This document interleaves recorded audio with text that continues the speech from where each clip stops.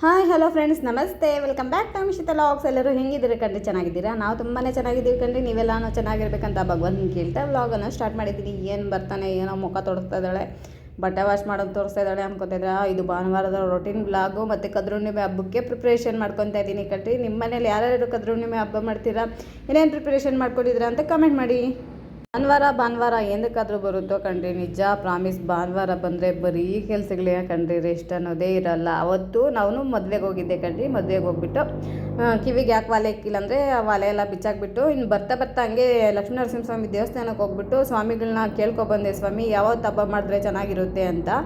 ಸ್ವಾಮಿಗಳು ಹೇಳಿದ್ರು, ಇದು ಮಂಗಳವಾರ ಹುಣ್ಣಿಮೆ ಬರೋದ್ರಿಂದ ಮಂಗಳವಾರ ಇದು ಚಂದ್ರಗ್ರಹಣ 3 ಗಂಟೆಗೆ ಏನೋ ಸ್ಟಾರ್ಟ್ ಆಗುತ್ತಂತೆ, ಅದ್ರೊಳಗಡೆ ಮಾಡ್ಕೊಬಂದೆ ಅಂತ ಹೇಳಿದ್ರು. ಒಬ್ಬೊಬ್ರು ಏನು ಹೇಳ್ತಾಯಿದ್ರು ಅಂದರೆ ಸೋಮವಾರ ಸಂಜೆ 5 ಗಂಟೆ 55 ನಿಮಿಷಕ್ಕೆ ಹುಣ್ಣಿಮೆ ಸ್ಟಾರ್ಟ್ ಆಗುತ್ತೆ ಅಂತ ಹೇಳಿದ್ರು. ಸ್ವಾಮಿಗಳೂ ಸೋಮವಾರನೇ ನಾವು ಕಲ್ಯಾಣೋತ್ಸವನೋ ಹಬ್ಬನೂ ಸೋಮವಾರ ನಮ್ಮ ಮಾಡ್ತಾ ಇರೋದು ಅಂತ ಹೇಳಿದ್ರು. ಮತ್ತು ಇನ್ನು ಸ್ವಾಮಿ ಅವರೇ ಮಾಡ್ತಾ ಇರ್ತಾರೆ, ಇನ್ನು ನಾವ್ಯಾಕೆ. ನಾನು ಬೆಳಗ್ಗೆಯಿಂದ ಉಪವಾಸ ಇದ್ಬಿಟ್ಟು ಸಂಜೆ ಹಬ್ಬ ಮಾಡ್ಕೊಬಿಡೋಣ ಅಂತೇಳ್ಬಿಟ್ಟು ಭಾನುವಾರ ಕೆಲಸಗಳು ಮುಗಿಸ್ಕೊತಾ ಇದ್ದೀನಿ ಕಣ್ರಿ. ಮದುವೆಯಿಂದ ಬಂದಿದ್ದಷ್ಟೇ, ಮದುವೆ ಊಟ ಬಂದಿದ್ದಷ್ಟೇ.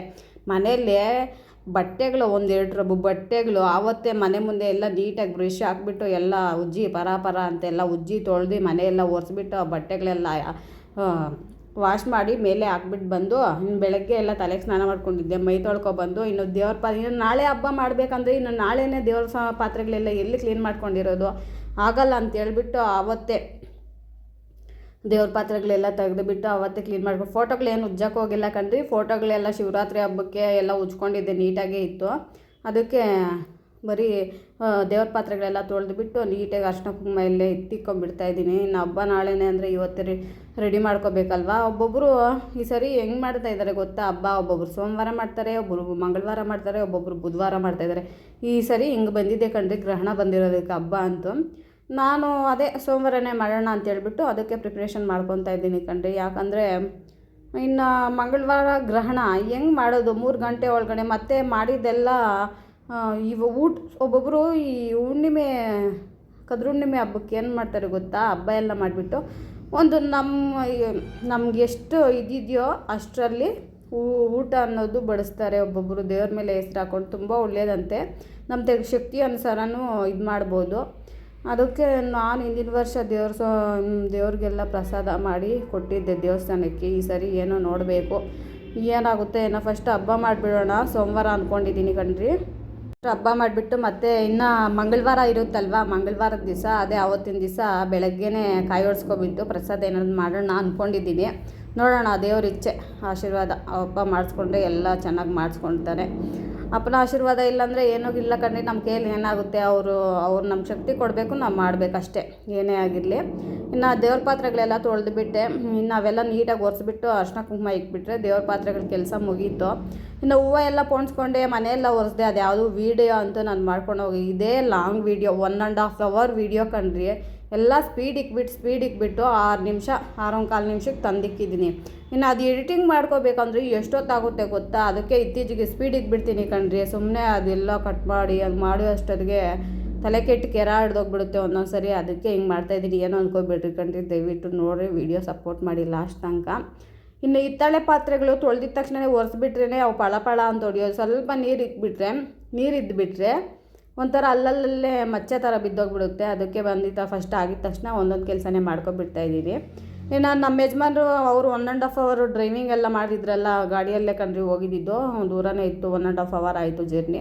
ಇನ್ನು ಅವರು ನನ್ನ ಮಗಳು ನಮ್ಮ ಯಜಮಾನ್ರು ಮನೆ ಸ್ವಲ್ಪ ಏನು ಮದುವೆಯಲ್ಲಿ ಊಟ ಮಾಡ್ಕೊಂಬಂದಿದ್ದೆ, ಅಡುಗೆನೂ ಏನೂ ಮಾಡಲಿಲ್ಲ. ಅವ್ರು ಮಲಗಿಬಿಟ್ಟಿದ್ರು.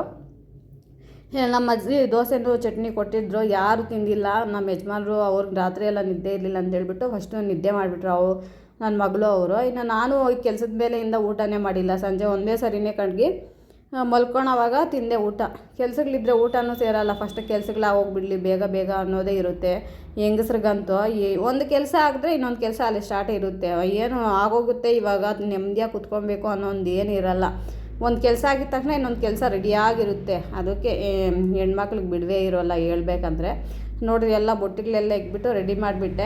ಇನ್ನು ದೇವ್ರ ಮನೆ ಎಲ್ಲ ಕ್ಲೀನ್ ಮಾಡ್ಕೊಬಿಟ್ಟು ಅದು ವೀಡಿಯೋ ಮಾಡ್ಕೊಂಡಿಲ್ಲ ಕಣ್ರಿ. ಎಲ್ಲ ಎಲ್ಲಿಂದ ಅಲ್ಲಿ ಜೋಡಿಸ್ಕೊಬಿಟ್ಟೆ. ನಾಳೆ ಒಂದು ದಿವಸ ಇನ್ನು ಕಳಸ ಇಟ್ಕೊಂಡ್ಬಿಡೋಣ, ಇವತ್ತೇನು ಬೇಡ ಅಂತೇಳ್ಬಿಟ್ಟು ಅದೆಲ್ಲ ರೆಡಿ ಮಾಡಿ ದೇವ್ರ ಮನೆಗೆ ಜೋಡಿಸ್ಬಿಟ್ಟೆ ಕಣ್ರಿ. ಇನ್ನು ಬರ್ತಾ ಅಲ್ಲೇ ಮಾವಿನ ಮರ ಇತ್ತು, ಚೆನ್ನಾಗಿತ್ತು ಎಲೆಗಳು. ಮದುವೆಗೆ ಹೋಗಿದ್ವಲ್ಲ, ಅಲ್ಲೇ ಎಲೆಗಳು ಕಿತ್ಕೊಂಡು ಒಂದು ಕವರ್ಗೆ ಹಾಕೊ ಬಂದಿದ್ದೆ. ನಮ್ಮ ಮನೆಗಳ ಹತ್ರ ಮಾವಿನ ಎಲೆನೋ ಬಂಗಾರ ಯಾರು ಕೊಡೋದು ಇಲ್ಲ ಈ ಕಡೆ. ಅದಕ್ಕೆ ಬರ್ತಾ ಅಲ್ಲೇ ಎತ್ಕೊಬಂದು ನೀಟಾಗಿ ತೊಳೆದ್ಬಿಟ್ಟು ಒಂದು ಬಕೆಟಲ್ಲಿ ಇಕ್ಕಿದ್ದೆ. ಇನ್ನು ಅದೆಲ್ಲ ಆಯ್ತಲ್ಲ, ಇವಾಗೆಲ್ಲ ಹೊಲ್ದಿಕ್ಕೊಬಿಡ್ತೀನಿ, ಬೆಳಗ್ಗೆ ಹಾಕೋದಕ್ಕೆ ಸ್ವಲ್ಪ ಈಸಿಯಾಗಿರುತ್ತೆ ಅಂತ ಹೇಳ್ಬಿಟ್ಟು. ಕೆಲಸ ಅನ್ನೋದು ಒಂದೇ ಕಡ್ರಿ, ಮಾಡ್ತಾಯಿದ್ರೇ ಕೆಲಸ. ಸುಮ್ಮನೆ ನಾಳೆ ಮಾಡೋಣ ಅಂದರೆ ಯಾವುದೂ ಕೆಲಸಗಳಾಗಲ್ಲ. ಆವತ್ತಿನ ಕೆಲಸ ಅವತ್ತು ಮಾಡಿಕೊಂಡ್ರೆ ನಮಗೆ ನಾಳೆ ಸ್ವಲ್ಪ ಈಸಿ ಅನ್ನೋದಾಗಿರುತ್ತೆ. ಇನ್ನು ಅಷ್ಟೊತ್ತಿಗೆ ಬಟ್ಟೆ ಎಲ್ಲ ಒಣಗೋಗಿತ್ತು. ಟೈಮ್ ಎಷ್ಟು ಇವತ್ತು 4:15 ಏನೋ ಆಗಿತ್ತು ಕಣ್ರಿ ಟೈಮು. ಒಂದೊಂದು ಕೆಲಸನೇ ಮಾಡ್ತಾಯಿದ್ರೇ ಆಗ್ತಾಯಿರುತ್ತೆ. ಇನ್ನು ಬಟ್ಟೆ ಎಲ್ಲ ಮುಡ್ಚಿಕ್ಬಿಟ್ಟು, ಇನ್ನು ನಮ್ಮಪ್ಪ ಯಾವತ್ತೂ ಇಲ್ಲ ಏನೋ ತರಕಾರಿ ತಗೊಬಂದಿದ್ದಾರೆ. ಅದೇನು ಕಥೆನೋ ಏನೋ ನನಗೂ ಗೊತ್ತಿಲ್ಲ. ಬರ್ತಾ ತರಕಾರಿ ಇಷ್ಟೊಂದು ತರಕಾರಿ ತಂದಿದ್ದರು.